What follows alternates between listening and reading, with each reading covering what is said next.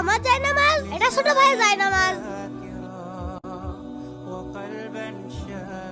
ভাইয়া তো নামাজ পড়ছে, নামাজ পড়বো নাকি পড়বো না? এই জুনাইদ, চল ফুটবল খেলতে যাই। হ্যাঁ ভাই, আসছি।